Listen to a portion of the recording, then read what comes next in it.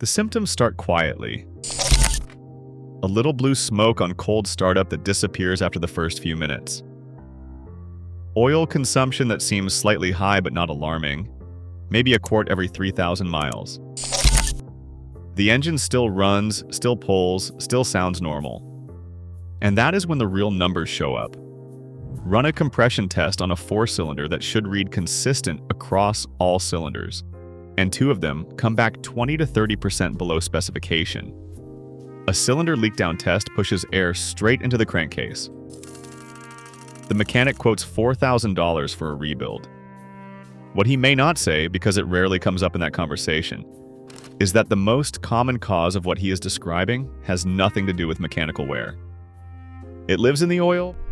Piston rings do 3 things.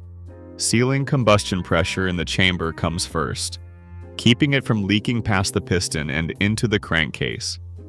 Heat transfer comes second. Rings pull thermal energy out of the piston crown and into the cylinder wall, where coolant can carry it away. Oil control is third, scraping excess oil off the cylinder wall on every downstroke so it does not burn in the combustion chamber. Every one of those functions requires the ring to sit freely in its groove, able to flex in and out as cylinder pressure and thermal cycling demand. A ring that cannot move is a ring that cannot seal. That is sticking, and it does not happen because the ring breaks or because the cylinder wall wears through. It happens because the groove fills up. Here is what fills it. When motor oil circulates through the top end of an engine, it passes through passages near the piston crown. The temperature at the top ring groove in a naturally aspirated engine runs from 300 to 400 degrees Fahrenheit under load. At those temperatures, oil that has already partially oxidized in the sump begins to polymerize, which is the chemistry term for a chain of molecular reactions that converts degraded oil into something closer to varnish or lacquer. These deposits accumulate in the ring groove with every heat cycle. As little as 5/1000ths of an inch of accumulated deposit is enough to pin the ring against one side of the groove and prevent it from expanding outward against the cylinder wall. Conventional oil formulated from Group 1 base stock deposits fastest in those grooves. Group 1 base oils carry a high concentration of unsaturated hydrocarbons, molecular chains with weak points that react readily with oxygen at elevated temperatures. High heat, those reactive sites, and time produce oxidation byproducts that harden on contact with hot metal. Group 2 and Group 3 base stocks go through a hydrocracking process that removes most of those reactive sites, making them significantly more resistant to the deposit chemistry that causes ring sticking. Full synthetic polyalpha olefin base stocks resist it better still. The price gap between Group 1 and Group 3 on the shelf runs roughly $4 to $6 per quart. Turbocharged engines accelerate the problem through a mechanism called heat soak. Shut down a turbocharged engine after sustained high-load driving, and the turbocharger center section, which relies on oil flow for cooling and lubrication during operation, loses that oil flow the instant the engine stops.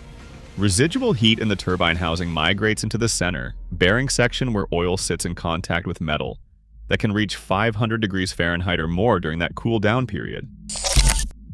At those temperatures, even a quality conventional oil cooks to a carbon residue inside the bearing journal, and that residual carbon eventually circulates when the engine restarts, adding to the deposit load that reaches the ring grooves downstream. Gasoline direct injection engines carry additional vulnerability because fuel no longer washes the intake valves and combustion chamber the way port-injected engines do. Ring pack temperatures run higher in direct injection applications, and the deposit chemistry the rings are exposed to accelerates accordingly. Volkswagen and Audi documented this directly in the early 2010s when their 1.8-liter and 2.0-liter turbocharged direct injection engines developed oil consumption. Complaints across a broad population of vehicles built between 2008 and 2011. The root cause in most cases traced back to ring sticking driven by high ring pack temperatures combined with oil that could not hold up to the resulting chemistry.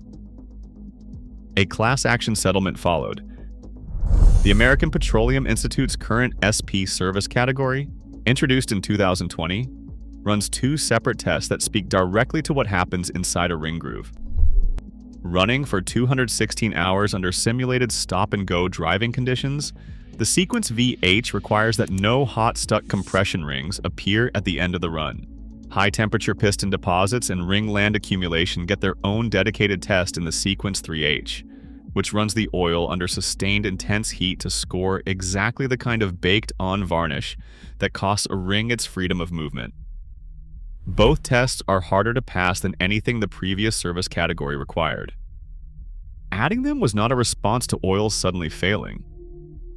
Rather, the engine population being asked to run longer intervals at higher temperatures, mostly turbocharged and direct injection applications, made it clear that older specifications were not protecting ring grooves the way newer engines required. Preventing ring sticking comes down to 3 choices. Use a full synthetic oil with a Group 3 or Group 4 base stock. Keep drain intervals within what that oil is actually rated for in your specific application, especially in turbocharged engines.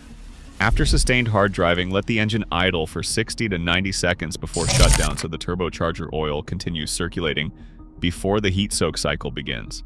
None of that is complicated. What is complicated is explaining to someone why their engine needs a rebuild when the underlying cause was chemistry, not catastrophic mechanical failure. And the chemistry could have been interrupted at any point with a different choice at $6 more per quart. Blue smoke at cold startup is the ring telling you the groove is filling. The question is whether you hear it early enough to do anything about it.